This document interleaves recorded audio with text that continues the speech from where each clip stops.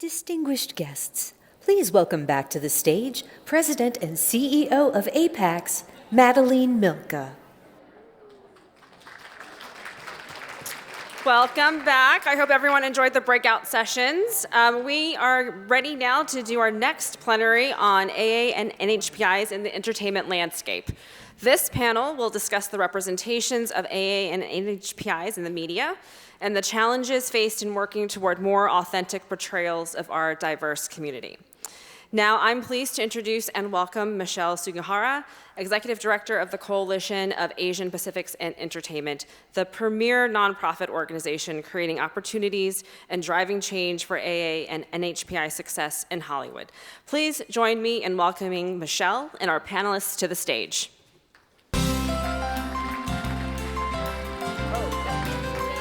Yeah, okay.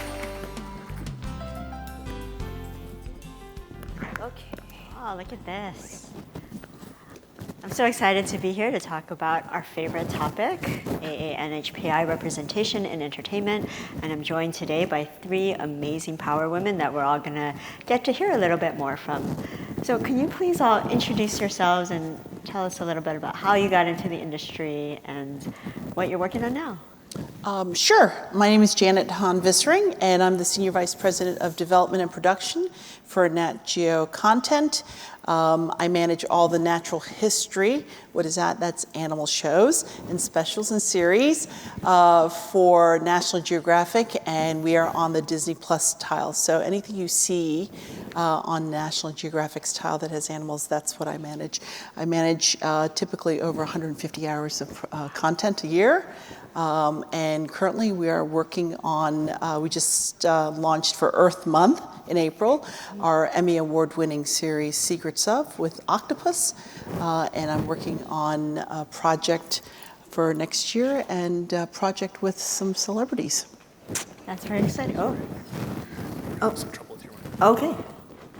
They said they're having some trouble with, is this better? Can you hear me? That is better. Ah, okay. Well, hello again. Thank you for sharing all of that. Kelly. I am an actor, born and raised in Honolulu, Hawaii. In 1985, I won the Miss Teen USA pageant, which gave me an opportunity to move to Los Angeles to pursue my acting career right after that. My mother let me pursue an acting career after that. And I've been doing it for, I think, 37, 38 years now. I also work with animals, but in Hollywood, a whole different kind. But I am currently on a show on Starz called BMF, where I play Detective Veronica Jin. And Adele. My name's Adele Lim. I'm a writer-producer, more recently a director. I'm an immigrant. I grew up in Malaysia, came here when I was 19 because American college seems so much easier than the British system. And after like Asian school in Asia, like this is a cakewalk. I had most of my career as a television one-hour writer, producer, and then transitioned to features, writing Crazy Rich Asians, and then Raya and the Last Dragon for Disney. And last year was my feature debut with Joyride.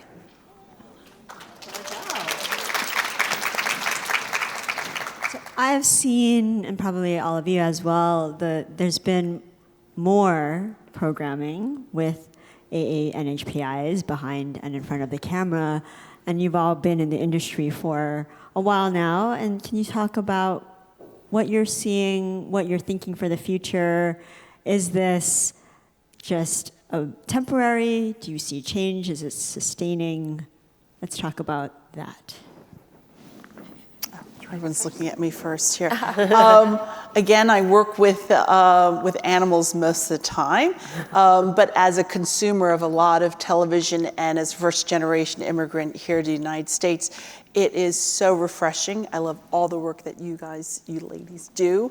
And it's really wonderful seeing the transition and acceptance and the popularity of Asian actors and writers and talent. I think it's always been there, but I feel amazed because for me, having grown up in the United States, there was a lot of struggles, at least for me as a Korean American.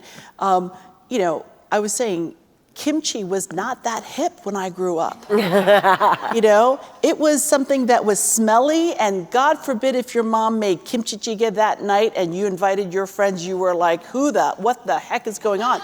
And now you can't go into a restaurant without some form of kimchi being on the menu. And I think that has a large part to the entertainment, industry that has made our culture, Korean culture, very popular, whether it's in music, whether it's in film, the actors.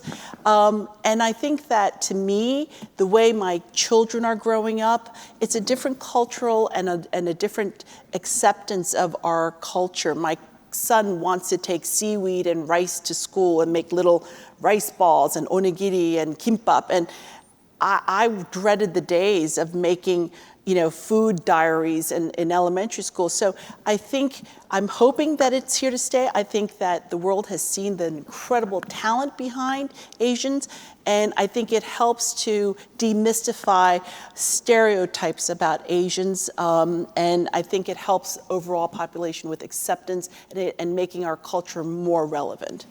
Yeah. I moved out to Los Angeles, as I said earlier, about 37 years ago, and there were no Asian actors out there. I think there were 3 of us when I first moved out there, Tamlin Tomita and Tia Carrere and myself. And I always said if the other 2 girls were working, I'd probably get the job. It would be really horrible if there were only 3 and I didn't. But I'm so glad that there are so many more Asian roles and so many more Asian actors out there to be able to fill these roles, but that did not come easily. I mean, there was a lot of effort behind the scenes. As an actor, there's only so much that you can do when it comes to representation, because I'm just another person out there looking for a job, hoping to get hired.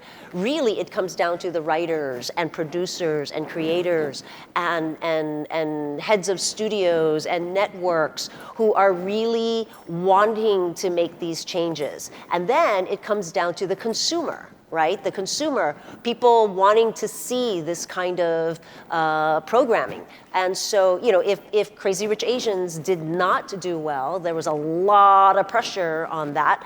And we've had, things that, sort of tried to, come up and really didn't have that kind of success. But once Crazy Rich Asians started, I think that really helped to open the door. There were things already lined up to open the door a little bit wider and a little bit wider. And now we're at the point where we have Asian people who are winning awards, Academy Awards for Best Actor and Actress. But it starts with the writing. If, as actors, we only can say the dialogue that's given to us, but the real door opening has to come way before we even get to see a page. Well, as a writer, this is why Kelly is our favorite actress ever. It's interesting. So when I first started out, I was on these TV writer rooms, and it would be me and 13 white guys, and every few years, some big diverse project hits big in Hollywood, and then they'll ask you the question, well, have we fixed racism? Is it done now? And it's never done. I think I'm so aware of when Joy Luck Club came out, and I was, again, a little girl in Malaysia. We were all obsessed with it. Watched that VHS video like again and again until it broke, and the thought was like it was this beacon around the world saying like if regardless of who you were, like you could have your story told in Hollywood. And then when I got here, it took a couple of years before I realized that that's not quite true. And the big pressure with Crazy Rich was that feeling that if this did not hit, if this was not a success, it was going to be another 34 years before they gave us another shot like that. And to piggyback off of what Kelly was saying, it takes support from all levels. It's not just one creator, one writer, one director, one author. It really is the whole ecosystem. It's our community coming together. If it wasn't for the efforts of Goldhouse and our tech community out there buying out theaters for the opening weekend of Crazy Rich Asians, giving us that launch, that voice, and our community really stepping up, I don't know if it would have been the success that it was. And on top of that, just getting it made, making sure that we have talent, throughout all the different layers, whether it was our actors, our costume people, like myself. It's all people who've been plying our craft under cover of darkness for a long time, just waiting for that opportunity. So, when you're talking about representation, it is a constant fight, and one where you just need constant vigilance. Right. So whether or not it's here to stay really depends on us. Yes, that's exactly. We can't stop. And you. Like now, people are winning awards, and that's the end of it. I mean, it's a constant fight. And even now, right now, we had the actors' strike, and it's really, really slow in the industry. So when things start picking up again, it's going to be, I think, another fight for us to keep that ball rolling again. Yeah, and thanks so much for bringing that up. So whenever there's a constriction in our industry, in entertainment, one of the first projects that gets axed are diverse-led projects. And on top of that list is AAPI. So, I think that's a thing to keep an eye on. If you look at a lot of these major corporations, one of the first departments that goes whenever there are big cutbacks is DEI. And without that constant championing of our talent, because it is a really fragile ecosystem, you got to think that for other talent, whether it's writers, directors, actors, they've had a whole history and generations of mentorship, a support system, this creative environment that understands their stories. They don't understand our stories, not really, not all the way through. And so we need to be able to support them at every level. And so when we have a big constriction like now, it's kind of a vulnerable moment for us. Yeah. And I think it's really important, at least from an actor or a writer producer, it's also important to support executives and create a really strong career path for our Asian Americans in the corporate world of the studios. Mm-hmm. Speaking of diversity programs, one of the programs I started at National Geographic was called Field Ready, and it's in our 4th year. And even though we have a lot of economic constrictions, having myself and my co-chair, who is another diverse woman, we are championing this. Would it still be going if we weren't? I'm not sure, but they know that this is something that's passionate. You've got a passionate executive who is, really advocating for that. So I think it is really important that the future, is clear, and we get more Asian Americans involved in our industry, even on the corporate side, because we want a path for them to become leaders in the industry where decisions are being made. Yeah, I love that you all brought up everything I was going to ask about, because that's one of the things that also at CAPE, our programs, we started with writers because representation starts on the page, and then we went to the execs because those are the people that have the power to greenlight the stories and shepherd them through to what we ultimately see on screen. And so this is a little bit maybe of a 101 question, but really, why is it so important for us to be seen and have representation both behind and in front of the camera? Like what have you seen, and why is it that you continue to push for this? I think if we are not the ones who are creative and also writing and producing, I think that's also an important part of being able to see a project through. Finding Ohana on Netflix, for instance, was amazing for the Hawaiian community. We cast Native Hawaiian actors, Pacific Islanders, and even though the producers, writer, and director were not from Hawaii, they had such a respect for the culture, and they were very, very much open to understanding what it takes in the Hawaiian culture for us to have something be pono or done the right way.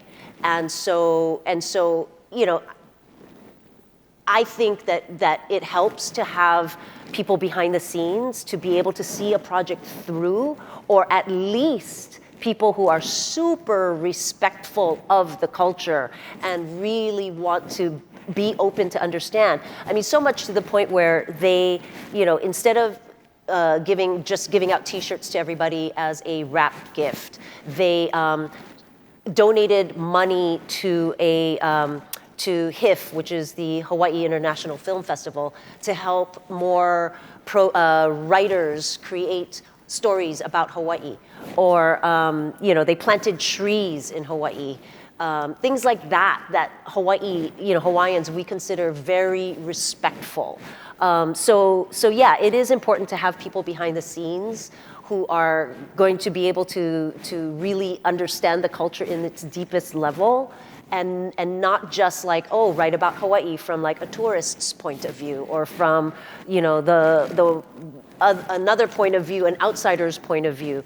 But if not, then at least be super open and respectful of the culture, because it's so nuanced. I would speak to, from my experience as an immigrant. So growing up, so much of what I learned about the world came through American television and film. And, you know, same with my mother and my grandmother. And I remember when my mother first visited the States a long time ago, she came back to Malaysia going, well, you know, America's very strange. I got into a taxi and none of them were American. None of them were blue-eyed, blonde-haired. And they were just, you know, all these different colors and age. And it spoke to what she thought an American looked like. And this is probably overreaching, but I'm a product of that, of entertainment. That's the whole reason I'm here. If you are not on screen in TV, in movies, which is the #1 cultural export of America, in a crucial, fundamental way, you don't exist. You are not seen as being part of the country. You are not seen as being part of the fabric of your own community. And that has, you know, that's something I had to learn coming over here and having Asian American friends. When they are not reflected, when you are not seen as the, you know, the paradigm of what beauty is, of what is sexually desirable even, of what is aspirational, you don't have a place in your own home, which is terrifying. I raise children here right now, and so even with the things that I come up with, the programs I write, I have that in the back of my head of, you know, making sure that I'm part of creating this world that my kids as Americans feel like they have as much say and have much agency and as much worth as anybody else. And, you know, beyond that for us too, coming up, you know, within the industry. For a long time, it felt like our community was on the outside knocking at the door, thinking like, we want a seat at the table, we just want to feel represented. To me, I'm like, to hell with that. Like, it's not just about, you know, having that one diverse role in your procedural, that one, you know, detective #4. I'm like, no, we need to be the heroes of our stories. Mm-hmm. And for us to be the heroes of the stories, you need to have creators who know how to tell that story. You need to have executives who can understand what you're going for and have the power to greenlight those stories. You need, again, people at every level championing your stories. So yeah, I'm so glad things that, you know, like the support you're getting in your show is happening, because it wasn't always that way. So we just want to encourage that. Absolutely. I think it's about authentic storytellers. You want to get that authentic, whether it's about cultural, you know, point of view. I think it's really important to have those key people from a writing, from an executive level. One of the things that this last 6 months, one of our highest rated shows was a show called A Real Bug's Life. And the narrator was Awkwafina. Oh. And, you know, there was, you know, discussion. I said, she's going to be amazing. And it's great to have an Asian American narrating a natural history show about bugs. And guess what? It worked. And it appealed to so many different levels of audience. But I think it's important to me and for all of us to represent our culture, and for the future to see that it works. It's hard work. It is. Until recently, I was the only Asian female commissioner of natural history programming. It was a very, very Caucasian male-led industry. And most of the time it actually is, but It's great to, help. It's my responsibility, I think all of us, to continue breaking down barriers, walk the walk, and let the rest of the world see the leaders here and encourage. There's a saying, if I see me and you, I feel like there's encouragement. I'm sure a lot of actors, Asian actors and writers, they're going to see these ladies and say, oh, I might have, a chance. And I think that it's our duty to continue that mantra. Adele, what you were saying reminded me of something I'd heard recently, that not seeing ourselves represented on screen is like growing up in a house without any photos of you on the wall. And it's just that phrase, it's symbolic annihilation. If anyone has heard of it, it was coined in the 70s about this phenomenon or this psychological effect that it all has. And so I want to talk about the stories that we are seeing now, which thankfully there are so much more. When I started in 2015, Fresh Off the Boat had just premiered, and then as I look back over the 9 years, it's really quite exciting just to see all of the different types of shows that we've had. Some have come and gone, unfortunately, but we're still continuing to push, like you all said. And so to talk about when we are in control of our own narrative and the stories that we can tell, so can we talk about Joyride and what we were trying to do there? Well, first of all, thank you so much for supporting that movie, and if you've watched it, thank you too. Also, if you didn't know what it was about and you accidentally brought your mother or your sweet grandmother to it, I am so sorry. But also, maybe mix it up a little bit. It's okay. It came from a place of my co-writer friends and I, who are also Asian American, and they worked in amazing half-hour comedy, wanting to write the kind of movie that we wish we had growing up, that we wish we had in our 20s. Because you have like Seth Rogen's movies, it's like, like young guys like acting badly, like being complete like ratchet messes. And we, there's this thing of the model minority and how we're depicted in film and movies. And we were just so anxious to get past that. It's not about making sure that Asian characters look like noble and wonderful, and it's like perfection for entertainment is boring. Like we want to get past like trauma, we want to get past perfection. We want to see a reflection of like what my friends really sound like when they're alone. Even my aunts, like the things they talk about. You want to see that messiness out there. So we wrote it really for ourselves, and we thought if nobody wants to make it, it's fine. But to our surprise, we really had great partners with Point Grey, which is Seth Rogen's company, and Lionsgate. And again, it was because we have a lot more like AAPI-like programs and actors and comedians. So again, the whole ecosystem was there to show the studio that, we can do this. And when we shot it, we thought, well, surely at some point an adult is going to step in and say, you can't have a vagina point of view, and you can't have this insane, like sex, bananas, crazy, threesome-y montage. But really, they kind of leaned into it. And I think the most gratifying part of it is like having people who have watched it come up. And again, it's not just like the young people who you assume, it's gonna touch, but their aunts, like there are people going just like, oh my God, this is how like we do joke and we do sound. And the last thing I want to say about it is, yes, on one hand, you could look at it and think like it's a lot of like super heightened, sort of like crass, a lot of like butt jokes. But on the other hand, it is a part of our identity, and it's one that we don't want to shirk from. That it's not just about putting out like a perfect ideal of like what we're supposed to look like. It's like the entirety of us. Yeah. And also, so for you, Kelly, just coming up and seeing the change also just in the types of roles that are available, like what is it like on your side as an actor? I'm doing less martial arts, but that might be an age thing. That's okay. But yeah, I think that I'm getting roles that are a little bit more well-rounded, deeper, just all American, not necessarily, an Asian, for whatever reason. Not having to tell like weird stories. But, I think that now also I get to play a mom, which never used to happen, because if you know, a lot of times they would only write Asian people without families because it would be too hard to find, you know, to cast around a character. So now I get to be part of families more often, which I love. I love seeing so many young men and women, you know, coming up in this industry that I get to sort of play mother to.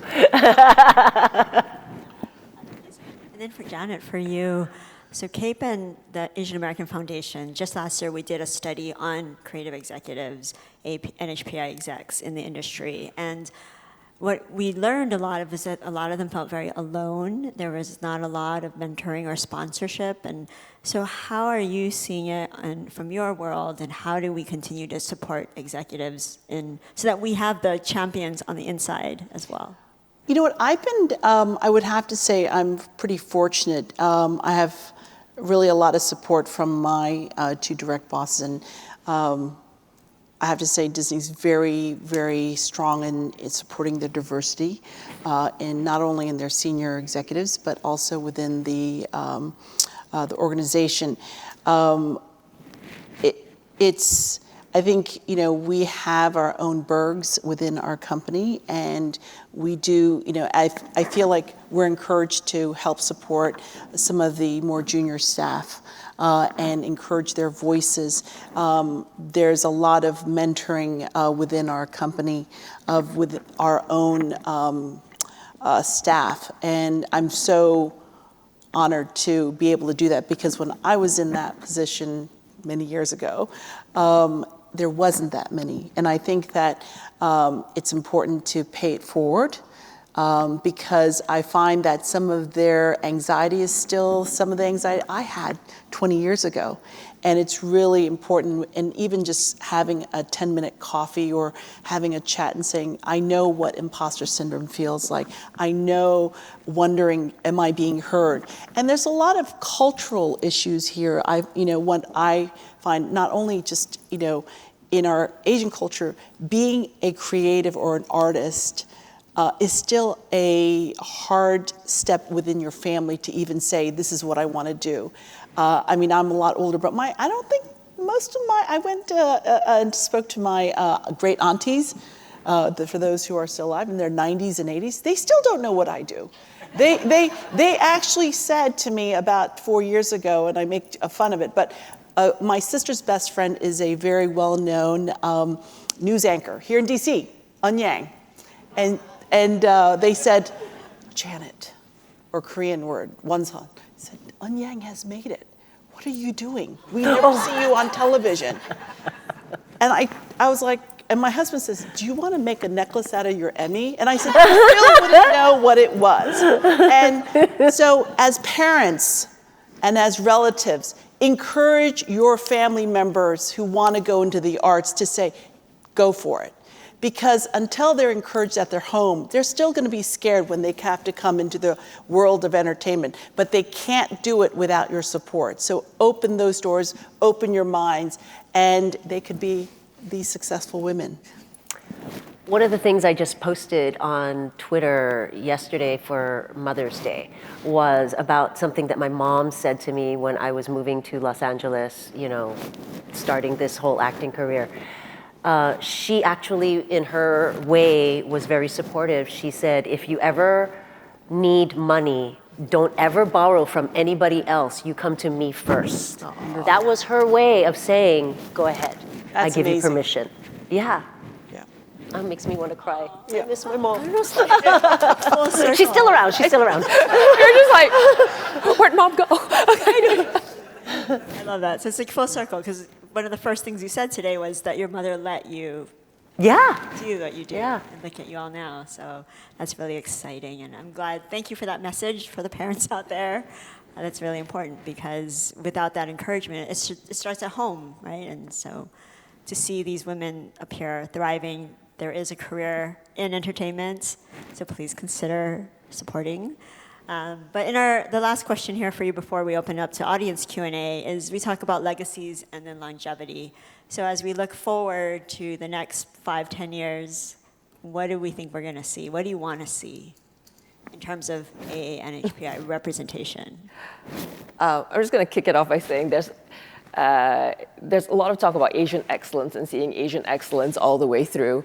I want to see Asian mediocrity. Like, I'll be honest. Like when you, and just to expound on that for 1 second, when a white guy action movie comes out and bombs, like just bombs, like we don't think, oh, you know what, people are done with white guys and action movies. Like nobody ever thinks that. When an Asian-led movie or TV show doesn't do well, the first knee-jerk reaction is just like, well, maybe it's because people aren't ready for an Asian lead. Like sure, that was Crazy Rich, but maybe that's done. And I don't want that. I want us to just be such a fundamental part of the fabric that everything we do is just, it's about the excellence of the project. It's about the quality of the, the creative forces behind it, the talent in it, and it's not a reflection on us as an ethnicity or a culture. Absolutely. Second and third and fourth chance. Yeah. Just like all the other white men get. I would like to see, as I said in the panel before, more NHPI. Yes. I think we are really underrepresented. And I think a lot of that is because, from what I understand from my friend Angie Leprette, who runs this organization called ICANN, International Cultural Arts Network in Hawaii. She says that that there's just not the confidence, for a lot of these Hawaiians and Pacific Islanders to pursue an acting career. They don't know where to start, and they don't have a lot of support. They don't know, there's no like school of the arts in Hawaii. And so Angie has built this organization that helps specifically Native Hawaiians and Pacific Islanders to, as actors, as producers, as writers in all of these, and directors in, these programs that will help, hopefully garner the next generation of Native Hawaiians and Pacific Islanders, so you can see more of that represented. I mean, we've got The Rock and Jason Momoa. Okay. We need a few more women in there. Yes. I can't be the only one. Yeah. Yes, like Drew Afwalo, who's out there in like the influencer space, phenomenal. But just a quick thing on that, I think for a long time it was this weird scarcity mindset of like, well, if we're only going to get like maybe 1 or 2 shots at it, it's like it's going to be East Asian because people know like Chinese, Japanese, Korean now, but we don't want the scarcity mindset. We want to be able to have this, we have our whole month right now, which covers a whole spectrum, and we want to be able to champion all those voices. And we know what it's been like. We know what it's been like to be sidelined and be, have your stories dismissed, being told like, you're not enough of a percentage in the majority for your story to matter. That is garbage. You're a human being, your experience is universal, and your story deserves to be told. What about you, Janet? What are you looking for, hoping Well, I hope that, for me, in recent time, I think the popularity of our culture and the coolness, I hope that continues. And I hope that all the countries that we represent, they're also highlighted. For me, it was great to get a series kicked off about Asia, and the animals and the ecosystems and the conservation, heroes in there. So to me, I think it's the longevity of the relevance of where our native countries come into the cultural conversation excites me. Because I'm not sure, whether or not some of those things could have been as popular 10 years ago. So I'm seeing that. I hope the interest continues. Also, I'd like to add that I'd like to see more Asians in lead roles, because I don't want to see our kids getting bullied. Yep. Yeah, and I think that is a direct correlation. Yeah. 100%. And there's this movement with comedy right now. There's like a backlash against like woke culture, and they want to be able to like go after whoever they want to go after. Like, we are comedians, we can't make fun of people. You can make fun of anybody you want, but the issue is that historically, a lot of times like our cultures have been the butt of the joke. And if you are only ever portrayed as the butt of the joke, you're going to get bullied, and you're going to get bullied in school. Because again, it's like what you see on TV, it's what people think of is like the community. That's what they look to it as their guidelines of what is acceptable, like what you can do. So yeah, it's I'm all for that. The heroes. And one thing, Adele, your show, Joyride, my sister and I watched it together on our vacation with all of our kids. Oh, God. You're a cool mom. No. This was good because most of our kids were older than 12. The 12-year-old were like, yeah. Oh, but right. you know what was brilliant about that, and I think it goes, part and parcel to your lead roles. You need stereotype busters. I think that, for us, if you are the butt of the joke, the submissive one, I don't know. I grew up always being told, oh, math problem, give it to Janet. Well, I suck in math. That's why I'm a creative, and it's just that stereotype, and I think putting people in a leadership, we're not this quiet one in the corner to pick up after everyone. I think that needs to be important. But it also, culturally, I hope a lot of Asians see Joyride because you know what? We're not the perfect person. We have issues, we have stress, we have emotions that are not just perfect. So I think to let kids and other people understand there are some of that emotion and the stresses, getting lost, not knowing, not having it all perfectly packaged together when you go somewhere. It's the real person. So I think having more shows where you are not that perfect is really important too. So I encourage more lead roles. I encourage imperfection and mediocrity being portrayed because it will lessen some of the stressors for our children. It will lessen the stresses for executives and everyone in our culture. So we have great models, and I would love to see that encouraged. Mediocrity and messiness. We're here, y'all. Anyone have a question? There in the front. Someone's coming with the mic. There you go. Kanvu, huge fan. I'm not as young as most of these people, so I've known Kelly since the Scorpion King. When it first came out, I saw that, so it tells you I'm a little older. One of the movies that I thought was a watershed moment, of course, Crazy Rich Asians, and thank you, Adele, for standing up for your worth. So I just want to say thank you for doing that, because somebody needed to, and that was very brave of you. But the movie that was a watershed moment for me as a young Asian male was Better Luck Tomorrow, which is a very little-known movie, indie, that had some really some of the younger folks probably don't know that movie, but I'd love your reflection on that movie if you've seen it, because to me that like broke the stereotype of being the perfect model minority. I am an engineer, and my wife's an engineer, so and I run the largest engineering Asian organization in the United States. So, I live up to that, but to that movie for me was permission to be not perfect, right? So, loved your thoughts on that. Better Luck Tomorrow was amazing, an amazing, amazing movie, and you never really got to see representation of, like characters like that they were, on one hand, these Asian students were just like killing it, doing great at school, but then there was also like partying and drugs and just like messed up behavior. So it's that, like you transcend sort of like what a type is and you become like a real character, and it was just really electrifying. There was no issue with Better Luck Tomorrow, but you wanted that movie to have a broader, huger appeal. So that was great for really catalyzing and exciting the creatives, I think. So many actors and creatives I work with, like they absolutely look to that show. And then we want to again, kick it up the next level of putting out entertainment and hope, really wanting it to have the reach of a Marvel movie, a major Hollywood blockbuster like that. That all takes money.